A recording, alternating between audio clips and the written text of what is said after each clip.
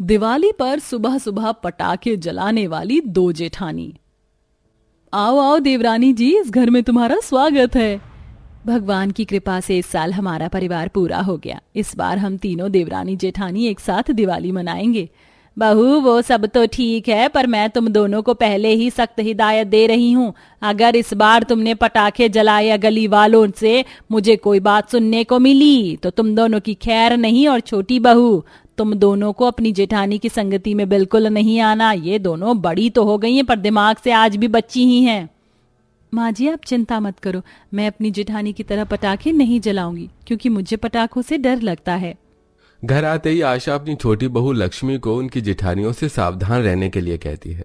अब इसी तरह कुछ दिन बीत जाते हैं और बाजार में पटाखे मिलने शुरू हो जाते हैं। और ऐसे ही एक दिन, अरे बहू, अगर तुम तीनों को बाजार नहीं जाना तो मुझे बता दो, मैं मंदिर ना जाकर बाजार ही चली जाऊं। रात होने को है और अब तक तुम सब्जी नहीं लेकर आई। आज रात का खाना बनाना है या नहीं? माँ जी, हम तो कब से जाने को तैयार हैं, पर हमारी प्यारी देवरानी जी अब तक तैयार होकर नहीं आई। अरे दीदी, मैं बस आ गई, चलिए। आशा की तीनों बहुएं हाथों में सब्जी का थैला लिए बाजार जाती हैं, जहां नेहा और निशा की नजर पटाखे पर पड़ती है और वो लक्ष्मी से कहती है, देख रही हो लक्ष्मी, कितनी जल्दी पटाखे आ गए। इन पटाखों से साफ पता चलता है कि अब हमारी दिवाली ज्यादा दूर नहीं। दीदी, मैं तो सोच रही हूँ कि घर जाते वक्त हम कुछ पटाखे ले लें और उसे घर पर जाकर जलाएं। दीदी, अभी दिवाली को बहुत समय है, आप अभी से पटाखे लेकर क्या करोगी? और हमारे घर कोई बच्चा भी नहीं है। आप दोनों अगर पटाखे जलाएंगे तो माँ जी को अच्छा नहीं लगेगा। वैसे भी वो कह रही थी कि आप दोनों बहुत पटाखे जलाती हैं। लक्ष्मी, माँ जी की तो आदत है हमारी बुराई करने की। जिस दिन माँ जी हमारी बुराई ना करे उस दिन उनका खाना हजम नहीं होता। और रही पटाखे जलाने की बात, तो हम इतने पटाखे नहीं जलाते जितना माँ जी हमारी शिकायतें करती हैं। लक्ष्मी अपनी जेठानियों के सामने कुछ नहीं बोल पाती। कुछ देर बाद वे तीनों सब्जी लेकर जब घर जाने लगती हैं तो निशा और नेहा थोड़े से पटाखे खरीद लेती हैं और घर जाकर लक्ष्मी से कहती हैं, अच्छा लक्ष्मी, तुम तो पटाखे नहीं जलाती ना, इसलिए तुम एक काम करो, तुम खाना बना लो, हम दोनों चली पटाखे फोड़ने। निशा और नेहा अपना काम लक्ष्मी को देकर बाहर गली के बच्चों के साथ पटाखे जलाने लगती हैं। अरे बच्चों हटो, अब हमारी बारी है, हमें पटाखे फोड़ने दो। दीदी, पहले अनार बम फोड़ते हैं। पर मैं तो पहले रॉकेट जलाने की सोच रही थी। क्या भाभी, आप दोनों इतनी बड़ी हो गई हो फिर भी बच्चों को गली से भगाकर खुद पटाखे फोड़ रही हो। अरे अब तो सुधर जाओ। बेटा, इंसान कितना ही बड़ा क्यों ना हो जाए पर उसे अपने बचपन को जिंदा रखना चाहिए, और हम दोनों के अंदर हमारा बचपना अभी भी जिंदा है। दीदी, आपको तो रॉकेट जलाना है, मैं तो रॉकेट लाना ही भूल गई। रुको, मैं अभी अंदर से रॉकेट लेकर आती हूँ। नेहा अंदर रॉकेट लेने के लिए जाती है, जहां वो देखती है कि उसकी सास लक्ष्मी से बात कर रही है और उन दोनों पर नाराज हो रही है। लक्ष्मी बहू, क्या करूं मैं तेरी इन दोनों जेठानियों का। इन दोनों ने तो मुझे परेशान करके रख दिया है। आ गया वो दिन जब मुझे फिर से इनकी वजह से मोहल्ले वालों की बातें सुनाई पड़ेंगी। माँ जी, आप इतना नाराज क्यों होती हैं? जब बच्चे पटाखे जलाते हैं तब तो कोई कुछ नहीं बोलता, पर यही घर की बहू अगर थोड़े से पटाखे जला ले तो हर किसी को दिक्कत होती है। हाँ, तो किसी को बोलने का मौका ही क्यों देना। और मैंने तुम दोनों को मना किया था ना कि पटाखे नहीं लेने और ना ही जलाने हैं, तो फिर तुम दोनों ने पटाखे क्यों लिए? और क्या जरूरत थी अभी बाहर जाकर पटाखे जलाने की? और अब जा जल्दी से निशा बहू को अंदर बुला, उसकी खबर तो आज मैं लेती हूँ।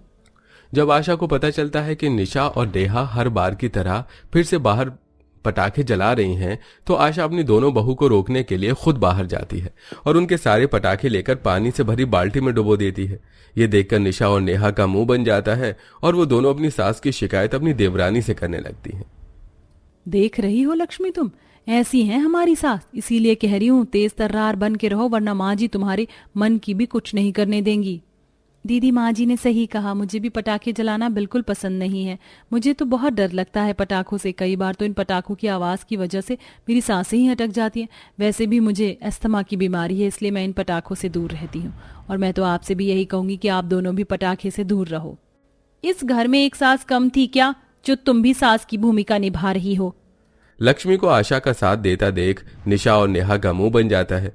अब लक्ष्मी की दोनों जेठानी पटाखे जलाने के लिए बाहर मार्केट से चुपके से पटाखे ले आती हैं और सुबह के 4 बजे उठकर पटाखे जलाती हैं। अब देखते हैं कौन हमें पटाखे जलाने से रोकता है। दीदी, कहीं ऐसा ना हो कि पटाखे की आवाज सुनकर कोई उठ जाए। एक काम करो, ये लो खराब बाल्टी, इस बाल्टी के नीचे पटाखे जलाते हैं। किसी को पता न चले इसलिए नेहा और निशा बाल्टी के नीचे रखकर पटाखा जलाती हैं। पटाखा जलने की वजह से बाल्टी उनके सामने वाली पड़ोसन सुमित्रा की छत पर जा गिरती है। जहां छत पर सुमित्रा सो रही होती है। बाल्टी जब उसके ऊपर गिरती है तो उसकी आंखें खुल जाती हैं और वो सुबह 4 बजे टूटी हुई बाल्टी लेकर आशा के घर का दरवाजा पीटती है और आशा से उसकी दोनों बहू की शिकायत करती है। आशा बहन, अपनी दोनों बहू पर लगाम लगाओ। तुम्हारी दोनों बहू तो बच्चों से भी बढ़कर है। अरे भला सुबह के 4 बजे इस तरह से कौन पटाखे जलाता है?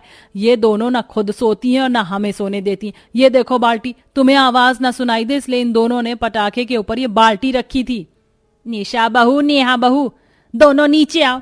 मैं बहुत अच्छे से जानती हूँ तुम दोनों ऊपर हो। बहुत शौक है ना तुम्हें सुबह 4 बजे उठकर पटाखे जलाने का। आज तुम्हारा शौक मैं निकालती हूँ। आशा की आवाज सुनकर लक्ष्मी भी घबराती हुई बाहर आती है और जब निशा और नेहा नीचे आती हैं तो आशा अपनी दोनों बहू को खरी खोटी सुनाने लगती है।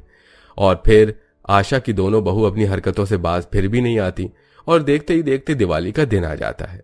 और दिवाली वाले दिन लक्ष्मी और उसकी दोनों जिठानियां सुबह के 4 बजे उठकर काम करती हैं। जहां लक्ष्मी काम कर रही होती है तो वहीं नेहा और निशा पटाखे जला रही होती हैं। दीदी प्लीज पटाखे जलाना बंद करो और घर में चलो। मुझे पटाखे की आवाज से अब घबराहट हो रही है। लक्ष्मी तुम कितना डरपोक हो, चलो आज देखते हैं। लक्ष्मी के मना करने पर भी दोनों बहू उसे परेशान करने के लिए उसके पीछे पटाखा फोड़ देती हैं, जिस वजह से लक्ष्मी बहुत ज्यादा डर जाती है और उसे सांस लेने में दिक्कत होने लगती है। तुम तो बड़ी डरपोक निकली। पटाखे की आवाज से तुम लंबी लंबी सांस लेने लग गई। अरे लक्ष्मी बहू, क्या हुआ तुझे?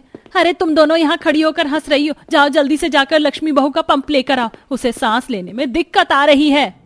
आशा की ये बात सुनकर नेहा और निशा बहुत ज्यादा डर जाती हैं और अब नेहा जल्दी से अंदर से लक्ष्मी का पंप लेकर आती है और पंप लेने के बाद भी लक्ष्मी की तबीयत ठीक नहीं होती, जिसके बाद आशा दिवाली वाले दिन सुबह के 4 बजे नेहा और निशा के साथ लक्ष्मी को अस्पताल लेकर जाती है। लक्ष्मी की बिगड़ती हालत देख नेहा और निशा को अपनी गलती का एहसास होता है और कुछ देर बाद जब लक्ष्मी की तबीयत ठीक होती है तो नेहा और निशा अपनी देवरानी से माफी मांगती हैं।